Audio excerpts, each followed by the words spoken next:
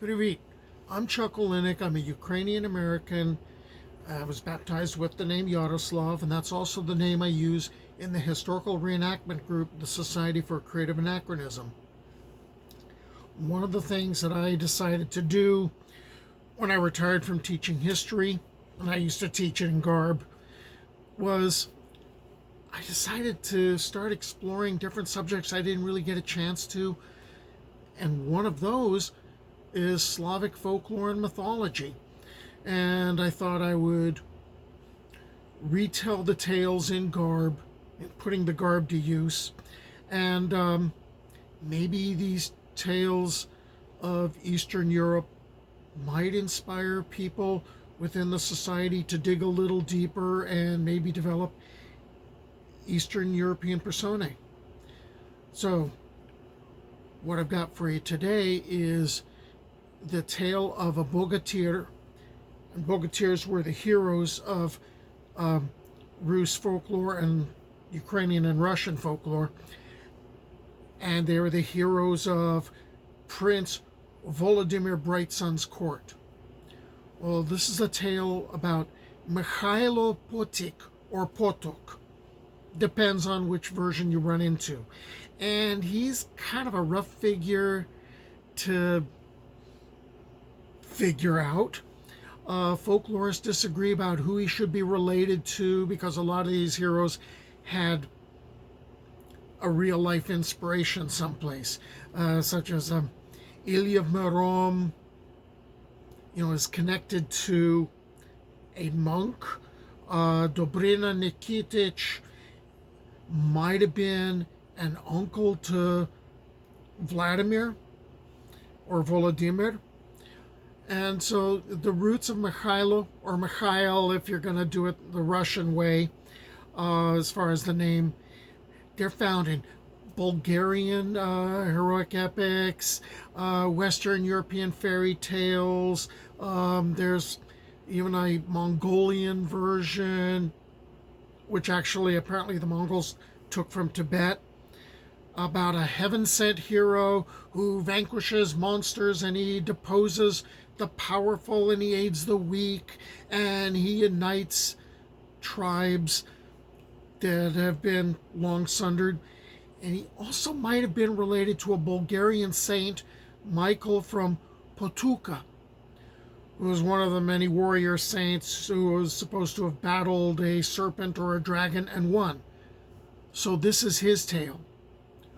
Who would tell us of the things of old, and of the things that have been, of Mikhailo Potyk, of the brave Bogatyr Mikhailo Potyk, and of the adventure of death, a dragon, and life. Mikhailo Potyk was known to be a wandering man, a restless man, a pilgrim before he came to royal Kiev town.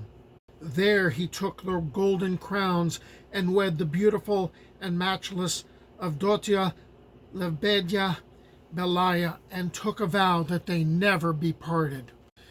It was also there that he came to serve generous Prince Volodymyr Brightson, who ruled Kiev town and all its lands wisely. Those lands were defended by the brave and mighty Bogatyri, and soon Mikhailo gained a reputation as a dragon slayer and was numbered amongst the mightiest of the Bogatyri. He wasn't as strong as the old Cossack of the Don, Ilya of Merom, nor as well spoken as Dobrina Nikitich. He was not as cunning as Alyosha Popovich, as fair as Churilo Blankovich, nor as wealthy as Duke Stepanovich.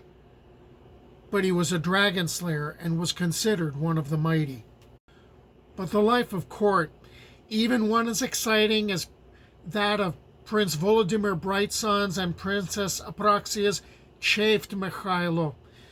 He felt that he was not made for sitting at white oaken tables, feasting upon carved swans and drinking the green wine, the beer of drunkenness and the sweet mead, and he tired of the boasting that followed each feast. He thought ever of his wife Avdotia, of their vow, and of riding across the endless steppes, the sea of grass. And so it came to pass that one day Mikhailo saddled 2 horses, placing his wife Avdotia Lebedya Belaya upon one and mounted the other, and left royal Kiev town and the court of Volodymyr behind, despite the efforts of his sworn cross brothers to persuade him to stay. For many weeks they roamed the steppes, and each night they either slept in their pavilion or slept beneath the stars. One night Mikhailo, overwhelmed by his love for Avdotia, gave a vow that if Avdotia were to die first, he would have himself buried next to the grave, alive. And Avdotia took the same vow. Night after night, a raven with black and white wings spoke with human voice to Mikhailo as Avdotia slept. "Mikhailo Potyk, brave Bogatyr, that was a foolish oath to take. It is not up to you to decide your end, but God who decides." The Bogatyr tired of the raven's nightly visits and tried to chase it away, but every dawn Mikhailo and Avdotia broke camp and journeyed across the steppe. And every day the raven followed and would continue to chide Mikhailo. "You cannot choose this path, Mikhailo Potyk.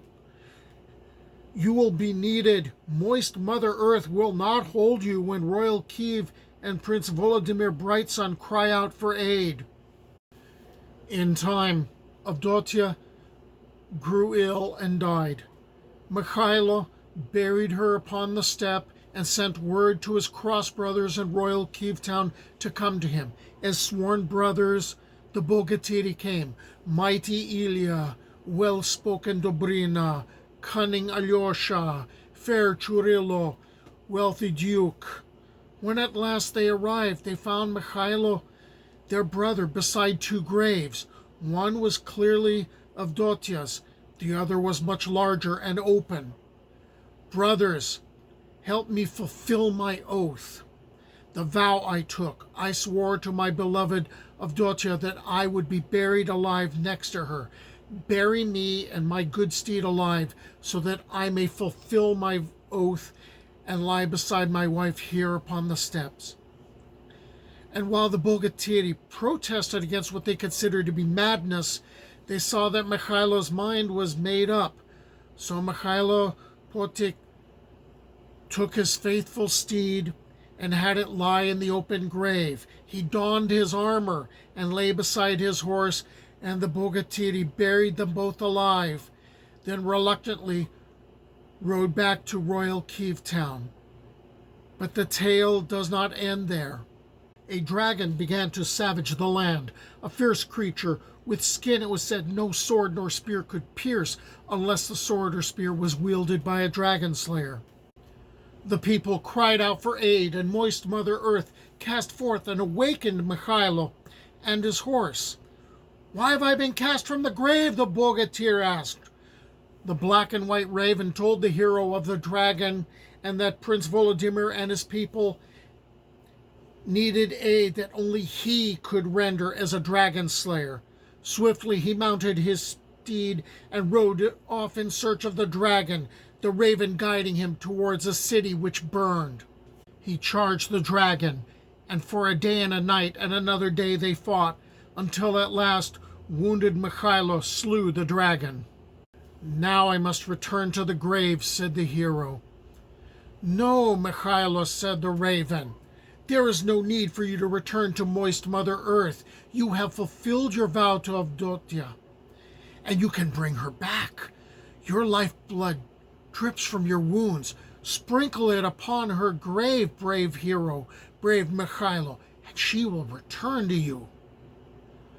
Mikhailo climbed into the saddle and rode as swiftly as his tired steed could carry him, the raven leading the way.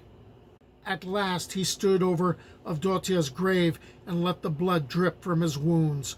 The ground began to tremble, and Avdotia came forth, restored to life, and rushed to her husband's embrace. Husband and wife, walking amongst the living once again, returned to royal Kiev town, and the Bogatyri were glad once again. It was at the feast I heard this tale, there it was I drank mead ale. Though it flowed down my beard, my mouth stayed dry, for never a drop passed my lips, swear I.